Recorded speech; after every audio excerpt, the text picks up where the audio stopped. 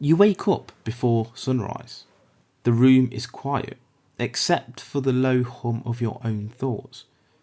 You think about the messages you need to reply to, the tasks waiting, the next milestone that will finally bring peace. But even as you imagine it, that satisfaction, that moment when everything feels complete, it already begins to fade. You know the feeling. The moment you reach a summit, the horizon moves yet again. Every goal, every craving, every dream dissolves into another chase. Why? Because what drives you isn't you. It's something deeper, primal, relentless, invisible. The ancient pulse that makes you hungry, strive, love, and suffer. Schopenhauer called it the will to live, the unseen engine behind everything that lives. And by the end of this episode, you'll see why your endless striving might not be living, but willing. Before we dive in, this episode is sponsored by Strong Coffee Company, the protein coffee that you can get from strongcoffeecompany.com using code Vancrux1 for 20% off. Imagine a puppet. The strings move with perfect precision, but the puppet doesn't know who's pulling them. Now imagine the strings aren't held by fate or God or chance, but by something within you. That's the will. Not willpower, not discipline, but the fundamental life force itself, a blind, ceaseless, unstoppable current that drives all existence. It's what makes a tree reach for sunlight, what makes a lion hunt, what makes you crave success, love, control, validation. It's irrational. It doesn't care if you're happy. It only cares that you continue. You're not the master of the will. You're its vessel. Schopenhauer said, man can do what he wills, but he cannot will what he wills. In other words, you can choose your actions, but not the desires that move you. Picture yourself standing in front of a mirror and ask, why do I want what I want? Silence. Because even that question comes from the will. Now imagine a treadmill. Every time you run harder, it speeds up. That's desire.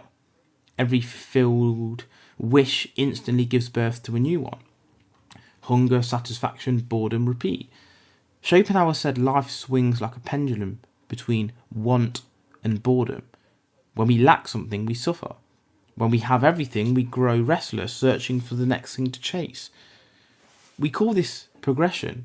He called it illusion. In his eyes, the world wasn't evil, it was indifferent. A cosmic machine programmed only to perpetuate wanting. But here's the paradox. The same will that imprisons you also powers your evolution. The same hunger that breeds misery also fuels creation. The question isn't how to kill the will, it's how to see it clearly without being consumed by it. This episode is supported by More Labs, crafted recovery drinks to help your body bounce back faster. Visit morelabs.com with code Vancrux1 for 25% off. Now let's talk about escape. Schopenhauer believed there were moments when the will loosens its grip, when we step out of the endless chase. You felt it when you've lost yourself in a song, or staring at the ocean, or watching the sky blush during sunset. Or for a brief moment, you stop wanting. You just exist. That's the aesthetic state, pure perception without craving. In that instant, you're not a striving self. Your awareness observing itself.